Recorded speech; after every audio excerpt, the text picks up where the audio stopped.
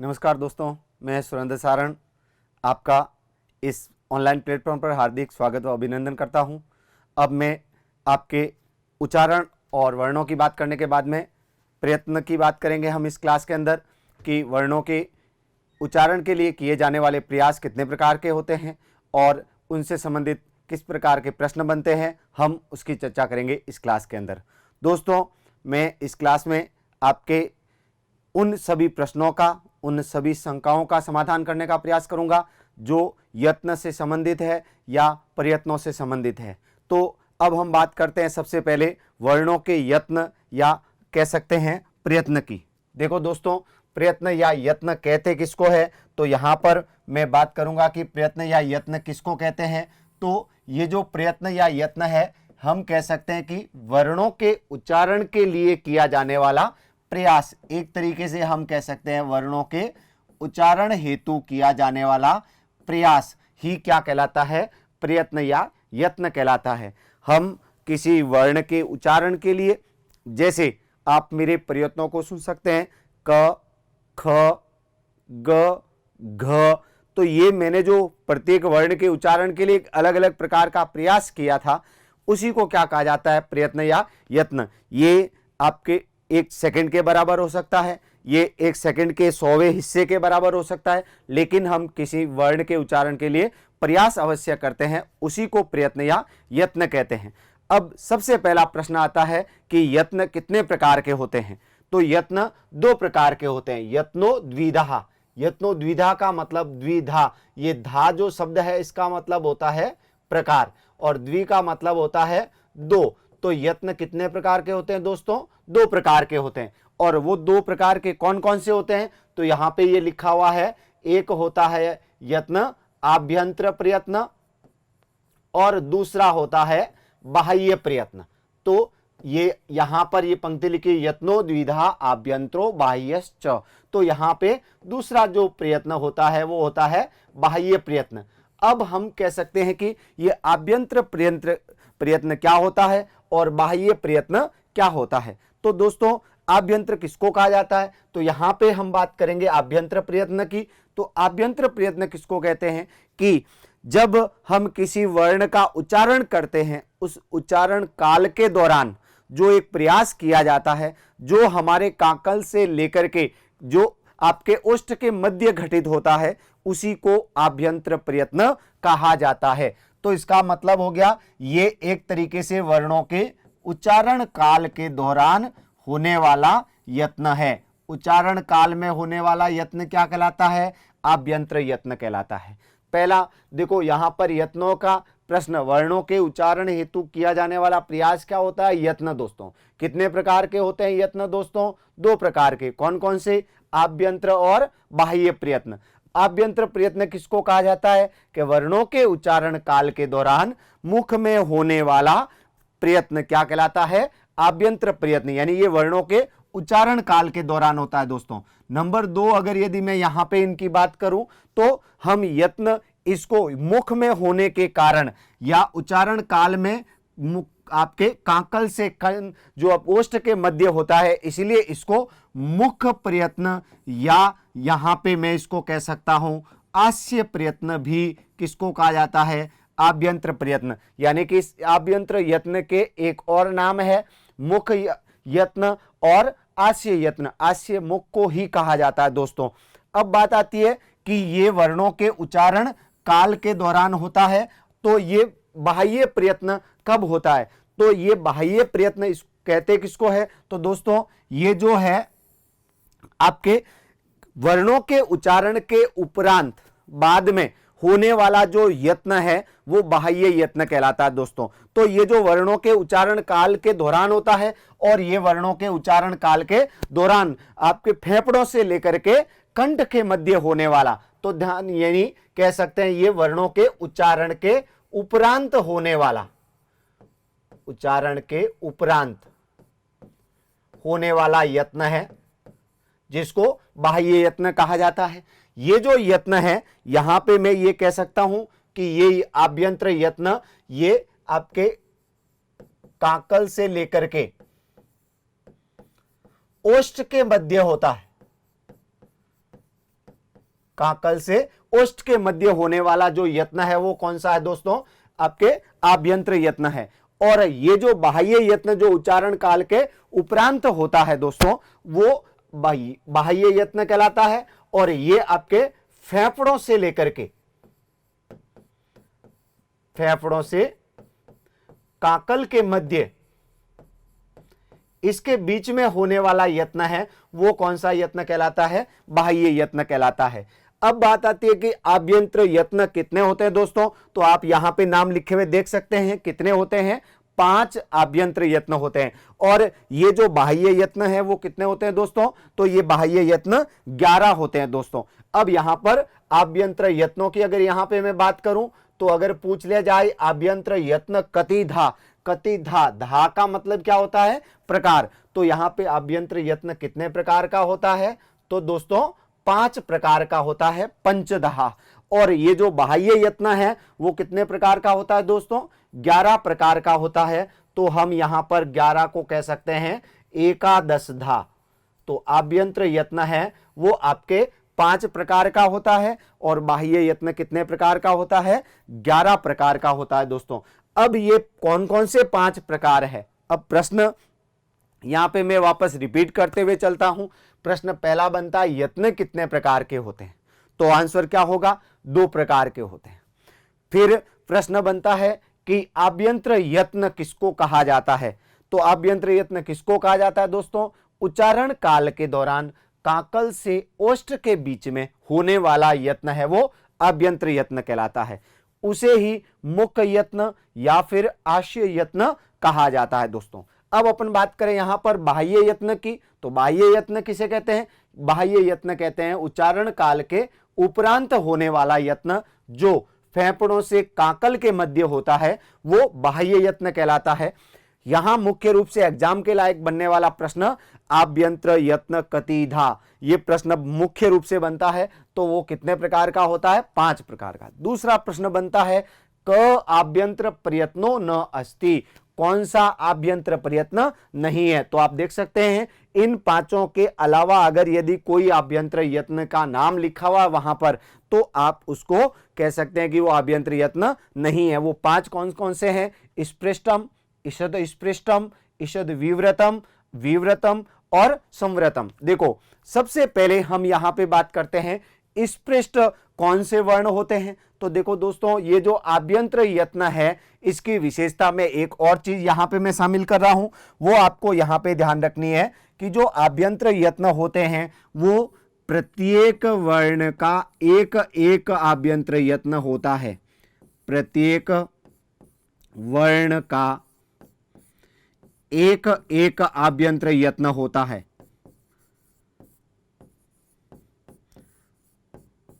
प्रत्येक वर्ण का एक एक आभ्यंतर यत्न होता है दोस्तों। तो एक एक कौन सा, ये मान लो ये स्पृष्टम कौन से वर्णों का है, तो स्पृष्टम का मतलब क्या होता है, अब यहां पे मैं ये बताते हुए चल रहा हूं दोस्तों। स्पृष्टम का मतलब होता है जब वर्णों का उच्चारण करते हैं उस काल में जब हमारे मुख के अंदर जीवा किसी न किसी भाग को स्पर्श करती हुई उच्चारण ध्वनि को निकालने का प्रयास करती है, और उसके लिए मुख के स्पर्श हेतु किया जाने वाला जो प्रयास है उसी को क्या कहा जाता है, स्पृष्टम कहा जाता है। और ये स्पर्श व्यंजनों का होता है दोस्तों। तो कौन से व्यंजनों का आभ्यंतर प्रयत्न स्पृष्टम होता है, स्पर्श व्यंजन। स्पर्श व्यंजन यानी कि क से म तक कादयो मावसा नाम स्पर्शः, उन वर्णों का जो आभ्यंतर यत्न होता है वो कौन सा होता है, स्पृष्टम। अब बात करते हैं ईषद स्पृष्टम।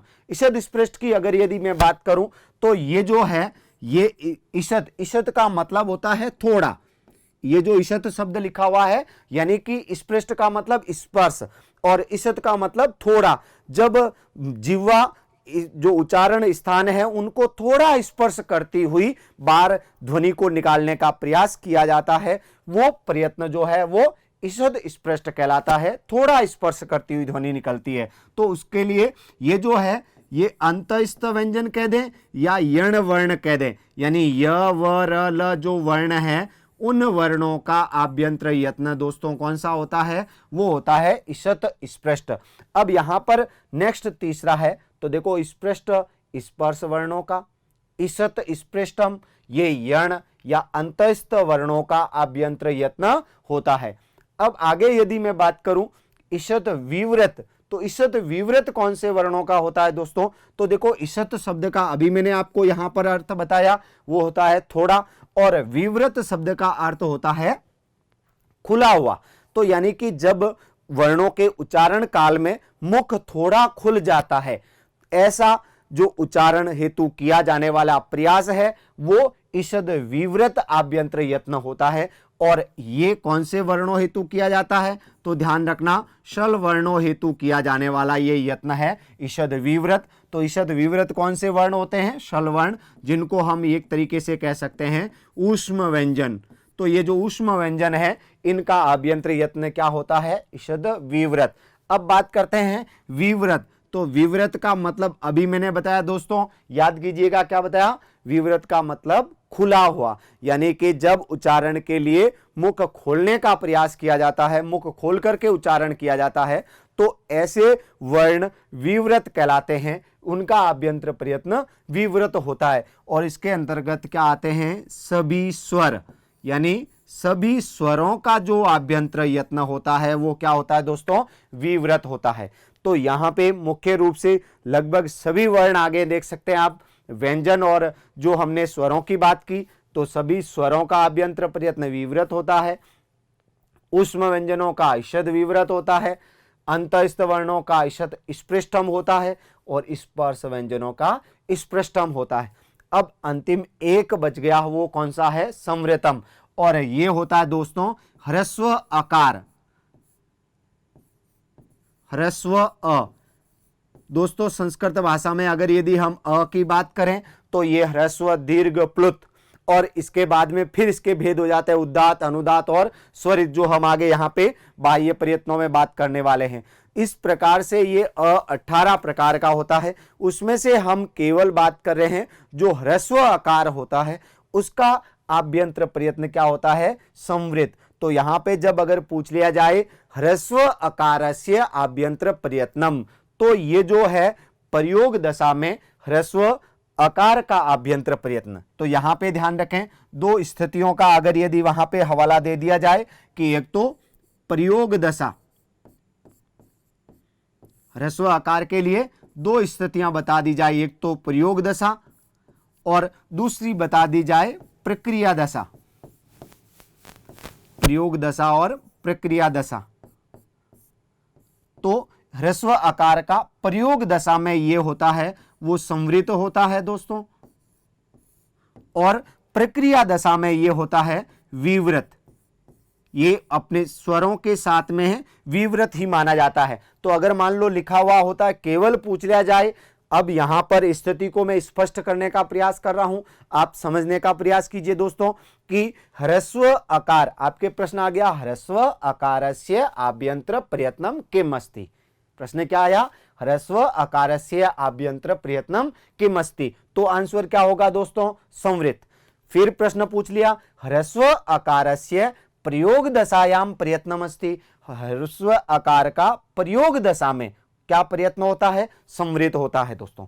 अगर पूछ लिया जाए ह्रस्व आकारस्य प्रक्रिया दशायाम प्रयत्नम अस्ति, तो क्या होगा दोस्तों, विवृत होगा। प्रक्रिया दशा में विवृत और प्रयोग दशा में क्या होता है, संवृत होता है दोस्तों। यहां पर ये जो विवृत और संवृत है, इसकी प्रयोग दशा और प्रक्रिया दशा, प्रयोग का मतलब उच्चारण और प्रक्रिया जो हमारी संस्कृत व्याकरण के अंदर एक सिद्धि प्रक्रिया चलती है उसकी बात करें तो उस स्थिति के अंदर ये ह्रस्व अ विवृत मान करके ही उसको सिद्ध करने का प्रयास किया जाता है दोस्तों। तो ये थे हमारे आभ्यंतर प्रयत्न जिसकी हमने बात की थी। इसमें सीधा प्रश्न जो पूछा जाता है, एक तो आभ्यंतर प्रयत्न कितने प्रकार के होते हैं, दूसरे निम्न में से कौन सा आभ्यंतर प्रयत्न नहीं है। फिर प्रश्न पूछा जाता है वर्णों को लेकर के, पूछ लिया कि अगर यदि जैसे वर्ण प्रश्न दे दिया, यहां मैं आपके लिए प्रश्न पूछ रहा हूं, जैसे अगर प्रश्न दे दिया टकारस्य आभ्यंतर प्रयत्नम अस्ति, टकारस्य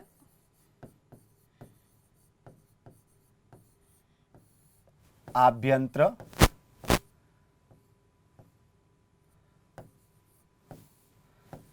यत्नमस्ति। तो टकारस्य आभ्यंतर यत्नम अस्ति। तो टकार का आभ्यंतर यत्न, टकार का मतलब यहां पे क्या हो गया, ट, यानी इस ट वर्ण का आभ्यंतर यत्न क्या है। तो अभी हमने बात की थी दोस्तों, यहां पे आप देखिएगा मैंने बताया था कि स्पर्श वर्णों का आभ्यंतर प्रयत्न क्या होता है, स्पृष्ट होता है। तो ये जो क से म तक, तो हमारा जो ट वर्ण है वो किसके अंतर्गत आता है, स्पर्श वर्णों में आता है, और उसका आभ्यंतर यत्न क्या होगा दोस्तों, स्पृष्ट। अब इसका मतलब ये हो गया कि इसका उत्तर क्या हो जाएगा, स्पृष्ट। इसी प्रकार से दूसरा प्रश्न मैं आपके लिए लिख के आता हूं कि वो क्या है। जैसे अगर मान लो दे दिया अंतस्थ व्यंजना नाम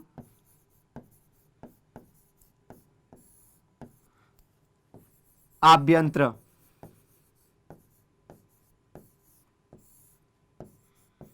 प्रयत्नमस्ति। तो अंतस्थ व्यंजनों का आभ्यंतर प्रयत्न क्या होता है दोस्तों। तो यहां पे हमने अभी देखा था कि आभ्यंतर प्रयत्नों के अंदर ये जो मैंने लिखा था, अंतस्थ व्यंजनों का आभ्यंतर प्रयत्न क्या होता है, ईषत स्पष्ट, यानी कि इनके उच्चारण के लिए देखो स्पर्श व्यंजनों के नाम से स्पष्ट है कि जिह्वा मुख के किसी न किसी भाग को स्पर्श करती है। ईषद स्पर्श का मतलब थोड़ा स्पर्श करती है, अंतस्थ में थोड़ा स्पर्श करती है, और आपके ऊष्म व्यंजनों के अंदर मुख थोड़ा खुल जाता है और स्वरों के अंदर मुख उच्चारण में खुला रहता है। तो इसी प्रकार से ये आपके आभ्यंतर यत्न हो गए और संवृत हो गया ह्रस्व आकार का दोस्तों। तो हमारे यहां पर ये अंतस्थ का क्या हो जाएगा, ईषत स्पृष्ट। तो इस अंतस्थ का हो जाएगा ईषत स्पृष्ट। अंतस्थ व्यंजनों का आभ्यंतर यत्न क्या होगा, ईषत स्पृष्टम। इस प्रकार से प्रश्न पूछे जाते हैं। अब हम बात करते हैं बाह्य यत्नों की दोस्तों। तो सबसे पहला प्रश्न कि बाह्य यत्न किसको कहते हैं, तो मैंने आपके बता दिया, उच्चारण काल के उपरांत होने वाला यत्न है बाह्य यत्न, जो फेफड़ों से काकल के मध्य होता है। ये कितने प्रकार के होते हैं, 11 प्रकार। अब सीधा प्रश्न, निम्न में से कौन सा बाह्य यत्न है अथवा नहीं है। तो यहां पर इनके अलावा वहां पे ऑप्शन में अगर ये आ गया तो ये तो बाह्य नहीं है, ये कौन से हैं, आभ्यंतर, और ये कौन से हैं, बाह्य। अगर मान लो वहां पे दे दिया जाए विवार, नाद, उदात और विव्रत, तो ये जो विव्रत है वो बाह्य नहीं होकर के कौन सा होगा, आपके आभ्यंतर हो जाएगा। इस प्रकार से प्रश्न पूछे जाते हैं। तो नेक्स्ट हम बात करते हैं कि जो विवार, संवार, श्वास, नाद, घोष, अघोष, अल्पप्राण, महाप्राण, उदात, अनुदात और स्वरित है, ये कौन कौन से वर्णों के होते हैं। तो जैसे मैंने अभी आपके बताया कि जो आभ्यंतर यत्न है वो प्रत्येक वर्ण का एक एक होता है, वैसे ही हम बात करते हैं कि ये जो बाह्य यत्न है वो प्रत्येक वर्ण के कितने होते हैं। तो देखो यहां पर ये जो बाह्य यत्न है वो प्रत्येक वर्ण की अगर यदि हम बात करें तो जो स्वर वर्ण है, स्वर के तीन बाह्य यत्न होते हैं दोस्तों। प्रत्येक स्वर के कितने यत्न होंगे, 3 होंगे। और वो कौन कौन से हैं, तो यहां पे मैं बता दूं, सभी स्वरों के जो बाह्य यत्न होते हैं वो कौन कौन से होते हैं, उदात, अनुदात और स्वरित होते हैं। सभी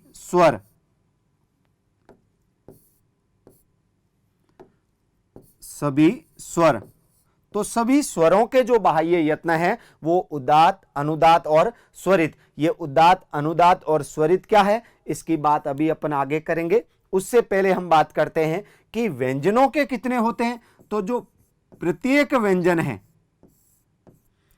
उसके 4 बाह्य यत्न होते हैं दोस्तों।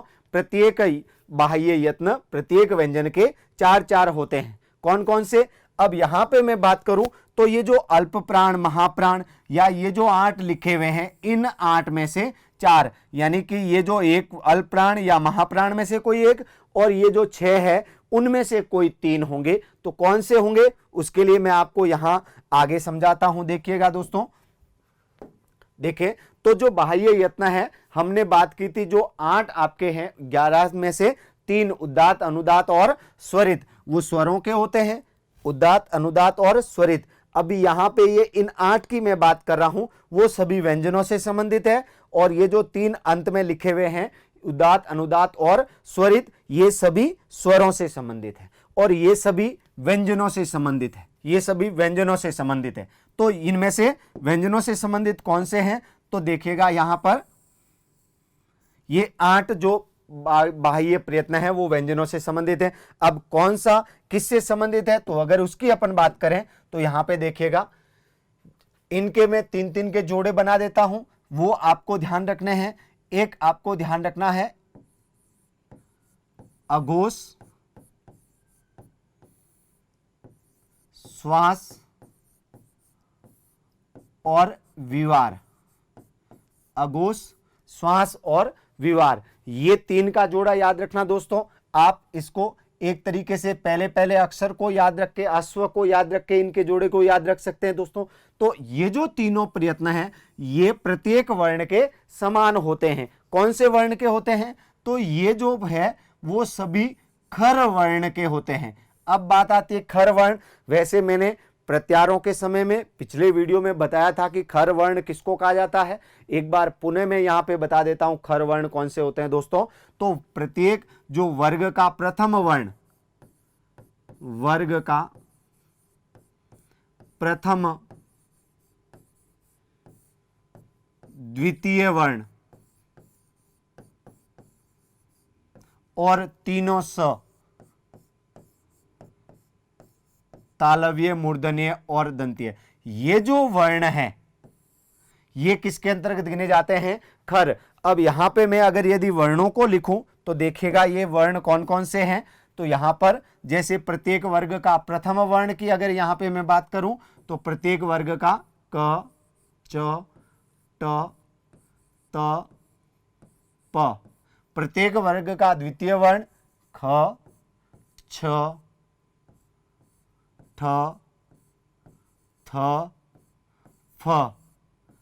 ये जो वर्ण है ये आपके 10 वर्ण और 3 ये वर्ण कितने हो जाते हैं, 13 वर्ण। इन 13 वर्णों का जो आपके बाह्य यत्न है वो अघोष, श्वास और विवार है दोस्तों। इसके अलावा जो दूसरा आपको 3 का समूह याद रखना है उसके लिए यहां पे मैं बात करूंगा कौन कौन से तीसरे याद रखने हैं, वो है घोष, संवार, नाद। घोष, संवार और नाद। तो यहां पे आप ध्यान से देखिएगा घोष, संवार और नाद ये कौन से वर्णों के होते हैं, तो यहां पर प्रत्यार लिख रहा हूं मैं हस वर्णों के।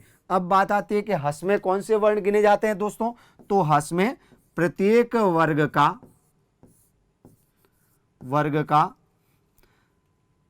तृतीय, चतुर्थ व पंचम वर्ण। इसके अलावा ह, य, व, र और ल, यानी इस प्रकार से ये जो खर प्रत्यार के अंदर कुल 13 वर्ण आते हैं। 5 प्रत्येक वर्ग के पहले, 5 प्रत्येक वर्ग के दूसरे और तीनों सकार, तो ये 13 वर्ण हो गए। उसी प्रकार से हस प्रत्यार के अंतर्गत कुल 20 वर्ण आते हैं। कौन कौन से हैं, तो प्रत्येक वर्ग का तीसरा। तो यहां पे मैं तीसरे की बात करूं तो देखिएगा कौन कौन से तीसरे। अगर यदि क वर्ग के तीसरे की बात करें, ग, च वर्ग का तीसरा, ज, ट वर्ग का तीसरा, ड, त वर्ग का तीसरा, द और प वर्ग का तीसरा, ब। 5 ये। अगर यहां पे मैं चौथे की बात करूं तो प्रत्येक वर्ग का चौथा घ, झ, ढ, ध और भ। और प्रत्येक वर्ग के 5वें वर्ण की अगर यदि मैं बात करूं तो ग, य, ण, न, म। इसके अलावा ह, य, व, र और ल, ये 5 और 5, 5 और 5, ये कितने हो जाएंगे दोस्तों, कुल 20 वर्ण। इनके जो आप बाह्य प्रयत्न होते हैं वो होते हैं घोष, संवार और नाद। इनके बाह्य प्रयत्न होते हैं अघोष, श्वास और विवार। तो यहां पर ये जो है घोषणा शब्द याद रख करके आप याद रख सकते हैं। और यहां पर अ, स और व, अश्व, आप इन तीनों को शॉर्ट में याद रखने के लिए ये शब्द आसानी से याद रख सकते हैं, इससे ये याद रह जाएगा। और यहां पर इन तीनों को याद रखने के लिए आप ये याद रख सकते हैं घोषणा शब्द तो इससे आप आसानी से इन तीनों के समूह को याद रख सकते हैं दोस्तों। यहां पे यानी एक तरीके से कह सकते हैं हस वर्णों का बाह्य प्रयत्न घोष, संवार और नाद होता है, और खर वर्णों का बाह्य प्रयत्न अघोष, श्वास और विवार होता है। इसके अलावा देखिएगा कि जो आपके वर्ण है इनके अलावा कौन से वर्णों के बाह्य प्रयत्न और होते हैं, तो मैंने आपको बात की थी कि 8 बाह्य प्रयत्न होते हैं जो व्यंजनों से संबंधित होते हैं। तो 6 तो हो गए, इसके अलावा 2 और कौन से हैं, तो उनकी मैं बात करूं, यहां पे 2 है। तो एक है अल्प प्राण और एक है महाप्राण। महाप्राण, अल्प प्राण प्रत्येक वर्ग का पहला, तीसरा, प्रत्येक वर्ग का पहला, तीसरा और पांचवा जो वर्ण है वो अल्प प्राण होता है। तो प्रत्येक वर्ग का पहला वर्ण यानी कि पहले 5 वर्ण, फिर तीसरे 5 वर्ण और फिर पांचवें 5 वर्ण। इन वर्णों का जो बाह्य प्रयत्न अल्प प्राण होता है। और इसके अलावा जो यण वर्ण है, यण वर्ण का मतलब य व र ल जो अंतस्थ है, उनका जो बाह्य यत्न अल्प प्राण होता है। फिर अगर यदि मैं बात करूं महाप्राण की, तो ये जो महाप्राण है प्रत्येक वर्ग का दूसरा, पहला अल्प प्राण है तो दूसरा महाप्राण है। जैसे क, ख, च, छ, ये इस प्रकार से ट, ठ। आप एक वर्ण के उच्चारण का प्रयत्न करने का प्रयास करेंगे तो आपको एहसास होगा कि ये एक तरीके से अल्प प्राण में हमें कम प्राणों की आवश्यकता पड़ती है, कम प्रयास करना पड़ता है, और महाप्राण में अधिक प्रयास करना पड़ता है। तो प्रत्येक वर्ग का पहला अल्प प्राण है तो दूसरा महाप्राण है, तीसरा अल्प प्राण है तो चौथा वर्ण महाप्राण है, और पांचवा वर्ण पुनः अल्प प्राण है। फिर व्यंजनों में अंतस्थ व्यंजन यण जो है वो अल्प प्राण होते हैं। तो दोस्तों जो शल प्रत्यार में आने वाले ऊष्म व्यंजन हैं वो सभी आपके महाप्राण होते हैं।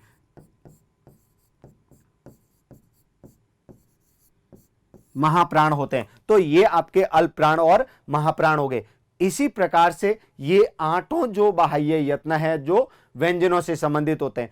अब अगर यदि यहां पे मैं उदाहरण स्वरूप आपको अगर इस तरीके से समझ में नहीं आया तो मैं प्रत्येक वर्ण का आपको वापस दूसरे तरीके से भी लिख करके अभी बताऊंगा। दोस्तों आप मेरे इस वीडियोस को कंटिन्यू देखते रहिए, आपको समझ में इस तरीके से नहीं आया तो मैं दूसरे तरीके से बताऊंगा, वैसे आ जाएगा। ध्यान से इसको देखें।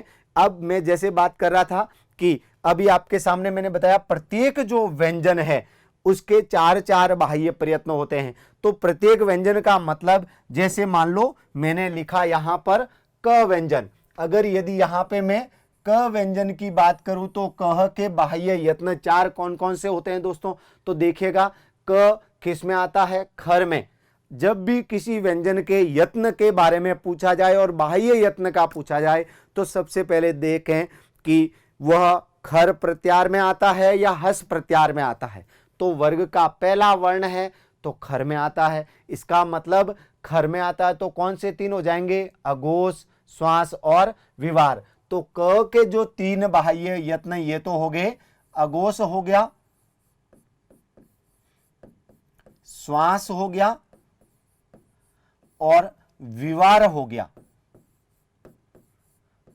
अब एक और कौन सा है दोस्तों, तो यहां पे देखिएगा ये 3 तो ये होंगे और एक अल्पप्राण या महाप्राण में से कोई होगा किसी भी व्यंजन का अगर यदि बाह्य प्रयत्न बताने हैं तो। अब यहां पे ये क वर्ग का पहला है तो कौन सा होगा, अल्प प्राण। तो इस प्रकार से देखो दोस्तों ये आपके सामने आ गए अल्प प्राण।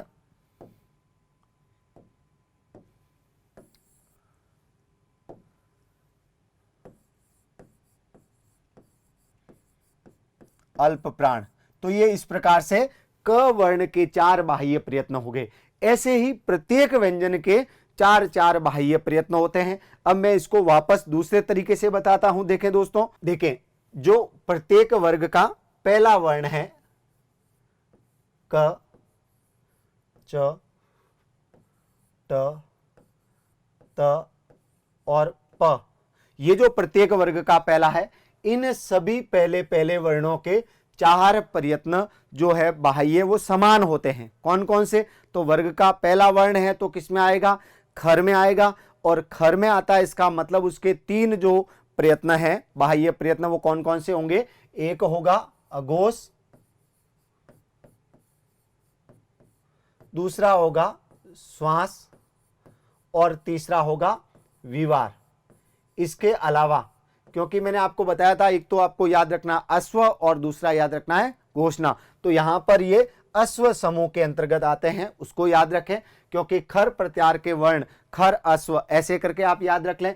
और चौथा बाह्य प्रयत्न कौन सा है? अल्प प्राण। अल्प प्राण। अब बात करते हैं प्रत्येक वर्ग का दूसरा जो वर्ण है, तो प्रत्येक वर्ग का दूसरा वर्ण ख, छ, ठ, थ, फ। यहां पर देखें दोस्तों, ये जो है ये भी अघोष है, श्वास है, विवार है, और इसके अलावा ये अल्प प्राण नहीं होकर के महाप्राण है।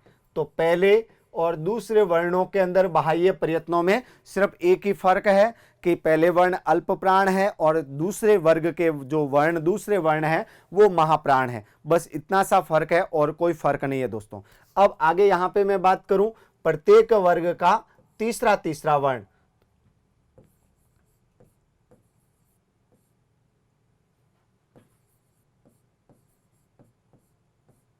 तो देखें दोस्तों, प्रत्येक वर्ग का जो तीसरा वर्ण है तो वो हस समूह के अंतर्गत आता है, हस प्रत्यार में गिना जाता है।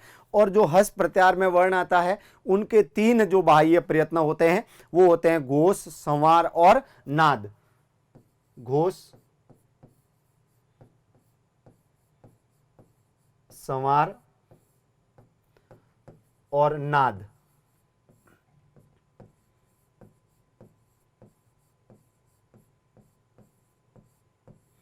घोष, संवार और नाद, ये जो है चार बाह्य प्रयत्न प्रत्येक वर्ग के तीसरे वर्ण के हैं। इसी प्रकार से प्रत्येक वर्ग का चौथा वर्ण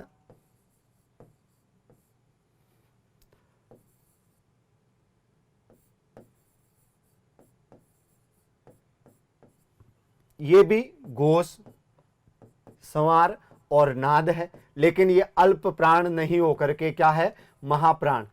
यानी हम एक तरीके से कह सकते हैं कि वर्ग का तीसरा और चौथे वर्ण में भी प्रयत्न लगभग समान है, बस फर्क है अल्प प्राण और महाप्राण का। अब बात करें प्रत्येक वर्ग का पंचम वर्ण, तो ग, य, ण, न, म। यहां पर ये भी घोष है, संवार है, नाद है, और ये अल्प प्राण नहीं होकर के महाप्राण नहीं होकर के अल्प प्राण है।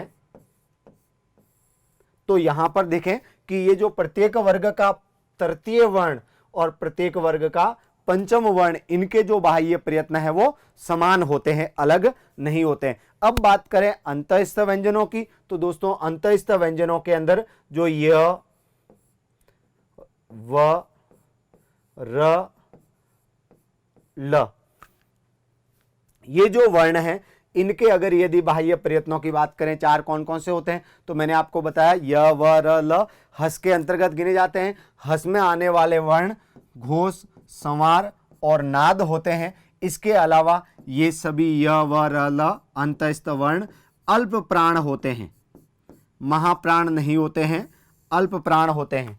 इसके अलावा अगर यदि बात करूं ऊष्म व्यंजनों की, तो ऊष्म व्यंजनों के अंदर ह के प्रयत्न अलग है और आपके तीनों सकार के प्रयत्न अलग है। तो जो तीनों स है उनके प्रयत्नों की अगर यदि बात करें, तो ये जो सभी वर्ण है ये खर प्रत्याहार में आते हैं, यानी कि जो वर्ग का पहला और दूसरा वर्ण है उनकी तरह होते हैं। इसीलिए अघोष, श्वास,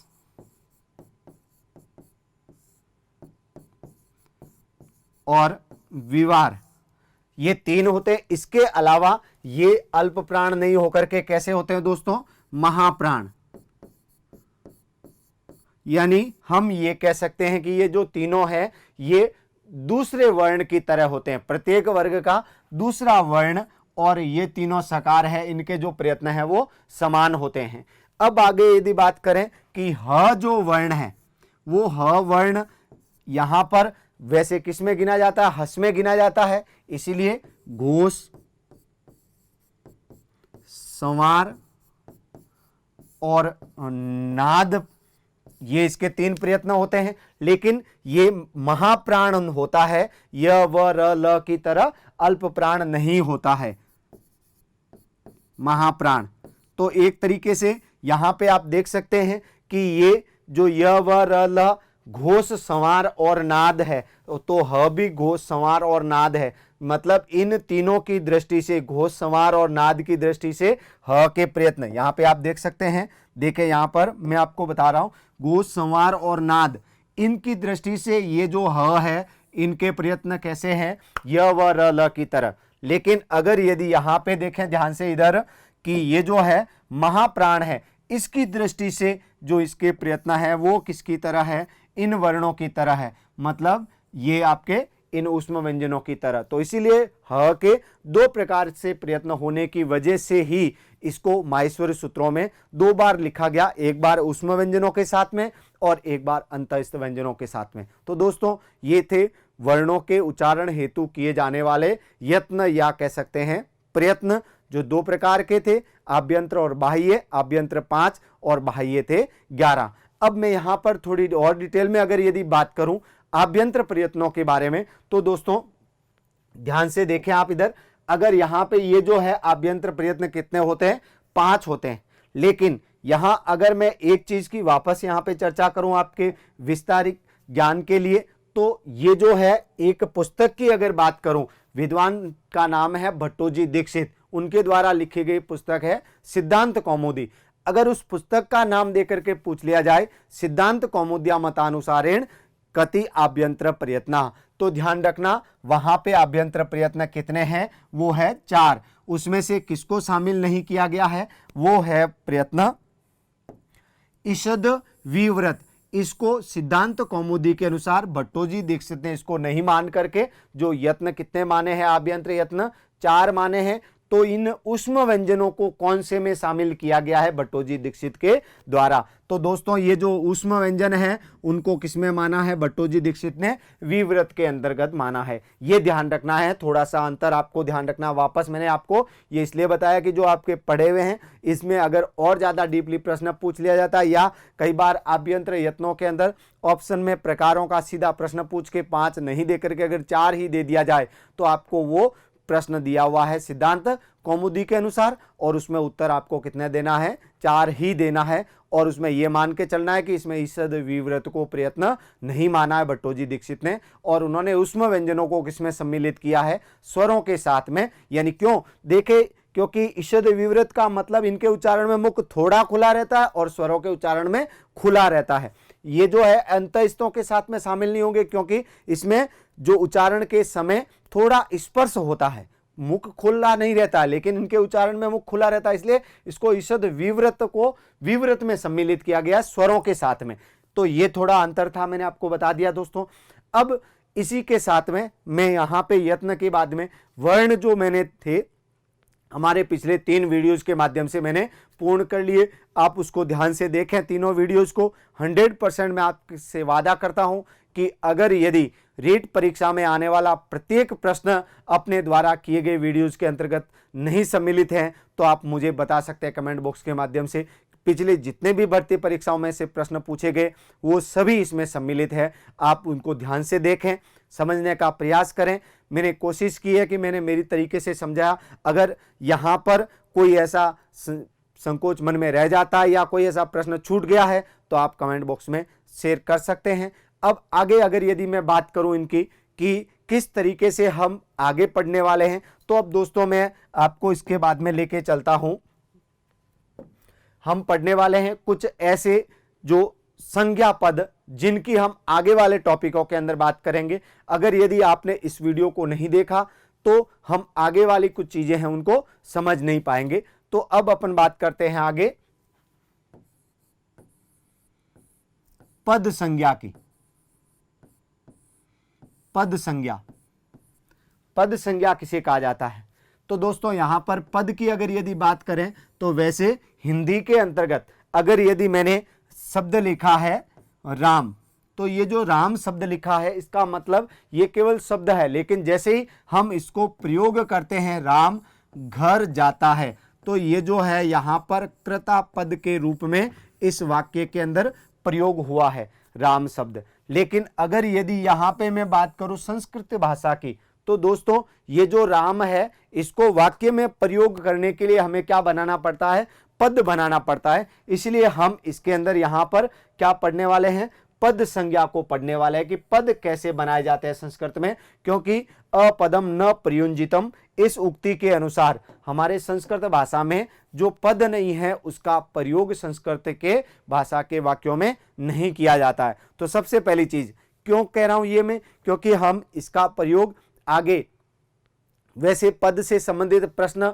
संस्कृत भाषा में बहुत कम पूछे जाते हैं रीट की परीक्षाओं के अंदर, लेकिन जब आप संधि पढ़ेंगे तो संधि में कुछ ऐसे नियम पढ़ेंगे कि पद के अंत में ए वर्ण आने पर यह कार्य होता है। तब आपके दिमाग में एक प्रश्न उत्पन्न होगा कि पद किसको कहते हैं। तो सबसे पहले हम संधि को पढ़ने से पहले इस चीज को सॉल्व कर लेते हैं कि पद किसको कहा जाता है। तो यहां पे मैं बात करता हूं पद संज्ञा का जो सूत्र है वो है सुप्तिंगंतम पदम। सुप्तिंगंतम पदम। दोस्तों यहां पे ये जो सूत्र लिखा है ये किसका है, पद संज्ञा विधायक सूत्र है। तो पहला ही प्रश्न यहां से बनता है कि पद संज्ञा विधायकम सूत्रम अस्ति किम अस्ति सुप्तिंगंतम पदम। यहां पे देखें ये जो आपके लिखा हुआ है सूत्र, इसको मैं अगर अलग अलग करूं तो एक शब्द यहां पर है सुप, ये जो लिखा, फिर इसके अलावा यहां पे इसको अलग करूं तो दूसरा है तिंग, तीसरा यहां से अस्वर अलग होता है तो शब्द बन जाता है अंतम। तो यानी कि सुप और तिंग जिसके अंत में जुड़े हुए हो वह संस्कृत में क्या कहलाता है, पद कहलाता है। यानी एक तरीके से आप यहां पे कह सकते हैं सुप जिसके अंत में है, यानी कि सुप प्लस अंत, और दूसरा हो गया तिंग प्लस अंत। तो जो सुप प्लस अंत है आप उसको क्या बोलेंगे, सुबंत बोलेंगे। ये यहां पर संधि होकर शब्द क्या बन जाता है, सुबंत।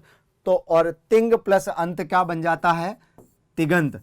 यानी कि पद संज्ञा किसकी होती है, सुबंत और तिगंत की पद संज्ञा होती है। पहली बात तो ये ध्यान रखना।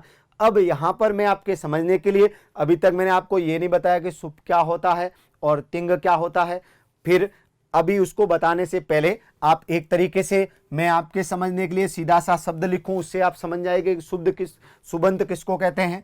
तो जो शब्द रूप होता है दोस्तों, शब्द रूप होता है, उस शब्द रूप को ही, जैसे हम राम रामो रामा, जैसे बालक बालकौ बालका, गुरु गुरु गुरुवः इत्यादि जो शब्द रूप हम पढ़ते हैं वो सुबंत कहलाते हैं। जैसे आपके क कौ के या अयम इमो इमे इत्यादि जितने भी जो आपके शब्दों के रूप है वो जिनके पीछे सुप इत्यादि प्रत्यय लगाए हुए होते हैं, सुप प्रत्यय, हम उनकी बात अभी करने वाले हैं आगे, इसकी सुप प्रत्यय 21 होते हैं। यानी अब मैं यहां पर एक तरीके से कह सकता हूं कि सुबंत, हम ये सु औ जस इत्यादि 21 प्रत्यय लगा करके, सु औ जस इत्यादि 21 प्रत्यय लगा करके जो हम राम रामो, जैसे राम, राम के पीछे ये जो है बाद में सु प्रत्यय लगने से ये विसर्ग बना है। इसी तरीके से राम शब्द के पीछे औ प्रत्यय जोड़ने से रामौ बना है, और राम शब्द के पीछे जस प्रत्यय जोड़ने से ये जो रामा बना है, रामा बना है, ये जो है ये सभी पद कहलाते। इसी प्रकार से चाहे कोई भी शब्द रूप है तो वो आपके क्या कहलाता है, सुबंत कहलाता है। और इसी प्रकार से तिगंत किसको कहेंगे, तो जो धातु रूप है, जो धातु रूप है, यानी जिनके पीछे हम तिप तस झी इत्यादि प्रत्यय जोड़ करके, इत्यादि 18 प्रत्यय जोड़ करके, तो आप समझ सकते हैं कि जैसे सुप प्रत्यय 21 होते हैं वैसे ही तिंग प्रत्यय कितने होते हैं, 18 तिंग प्रत्यय होते हैं। उनमें से दो प्रकार के होते हैं, एक तो प्रश्मयपदी के लिए 9, प्रश्मयपदी के लिए 9 और आत्मनेपदी के लिए, आत्मनेपदी के लिए 9। तो इस तरीके से 9 और 9 कितने हो गए, 18 जो है तिंग प्रत्यय होते हैं। तिफ तस जी सिप थस थ मिप वस मस, ये जो है ये आपके प्रश्मयपदी के, जिससे पटती पटतः पटंती जैसे धातु रूप बनते हैं लट लकार के अंदर। लिट लकार में पटिष्यति पटिष्यत पटिशंति, ये सभी पट धातु से तिप प्रत्यय जोड़ने पर, तस प्रत्यय जोड़ने पर और जी प्रत्यय जोड़ने पर बनते हैं।